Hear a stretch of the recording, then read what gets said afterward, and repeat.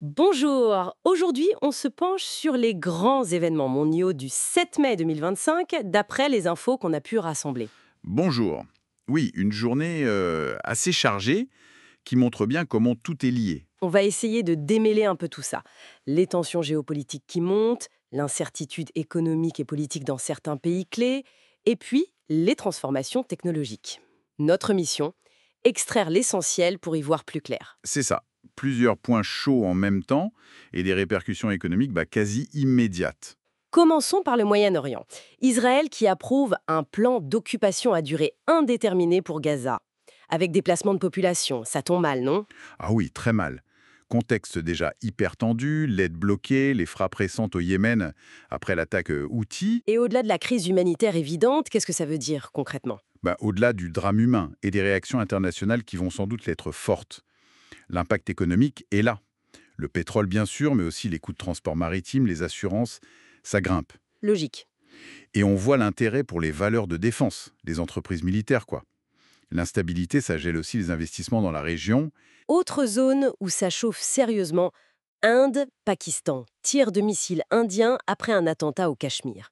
Islamabad dit avoir abattu un avion indien. Oui, avec des victimes civiles, une alerte militaire maximale. Et là, les conséquences.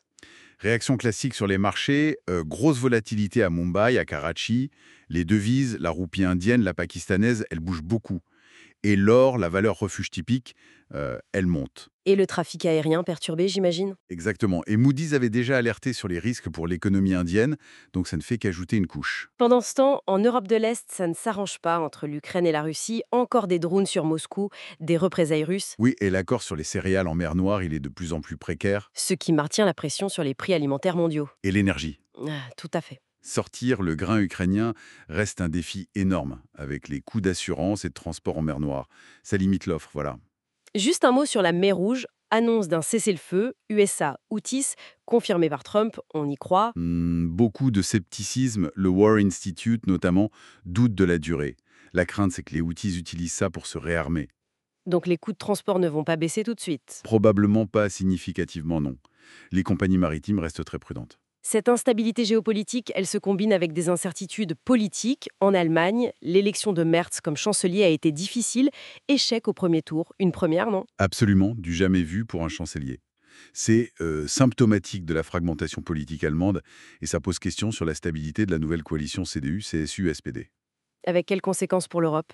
Un leadership allemand moins fort, ça peut fragiliser la capacité de l'Europe à gérer les défis économiques, la récession qui menace, l'énergie, le besoin d'investir.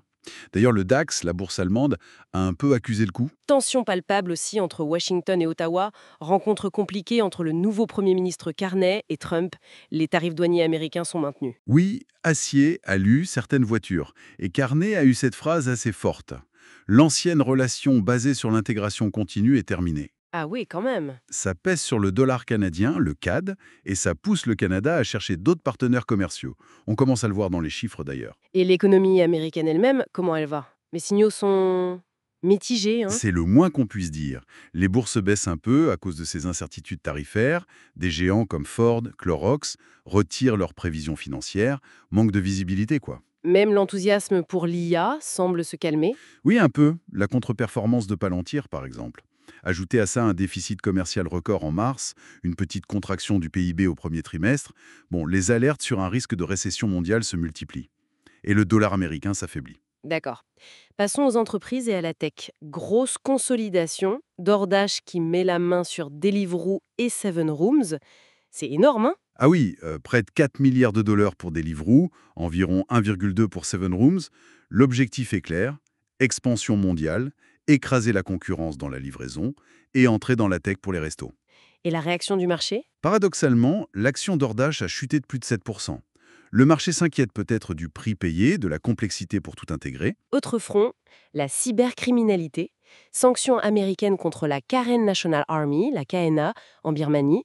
C'est un groupe armé, mais le lien avec la cybercriminalité? En fait, les États-Unis les accusent d'être complices de grands réseaux de fraude en ligne. Le pig butchering, ces arnaques sentimentalo-financières très sophistiquées, mais aussi le trafic humain pour faire tourner ces usines arnaques. Secouer les médias. Comment réagissent les éditeurs de presse? Ils contre-attaquent, quoi. Ils veulent être payés pour l'utilisation de leur contenu par les IA. Il y a des procès, comme celui du New York Times contre OpenAI. Et des solutions émergent. Oui, on voit apparaître des intermédiaires comme Prorata.ai qui proposent de gérer cette monétisation pour les éditeurs. C'est une bataille juridique et économique clé pour l'avenir de l'info. Donc si on essaie de résumer ce 7 mai 2025, un monde vraiment sous tension, des conflits multiples avec des impacts économiques directs, énergie et logistique, une instabilité politique dans des pays moteurs comme l'Allemagne. Exactement. Des craintes de récession globale nourries par les tensions commerciales. Et en même temps, des entreprises qui font des paris énormes comme DoorDash et une IA qui redéfinit des secteurs entiers. Ce qui ressort, c'est cette interconnexion constante et la fragilité des équilibres. Que ce soit la coalition allemande, le cessez-le-feu en mer Rouge, même la confiance dans l'économie. C'est ça. La vigilance, la capacité d'adaptation, ça semble essentiel face à toutes ces incertitudes. Et ça nous laisse avec une question pour la suite, finalement. Toute cette fragmentation, ces tensions, est-ce qu'on va vers une redéfinition profonde et durable des alliances, des chaînes d'approvisionnement? Ou est-ce qu'au contraire, toutes ces crises pourraient forcer une nouvelle forme de coopération internationale par pure nécessité?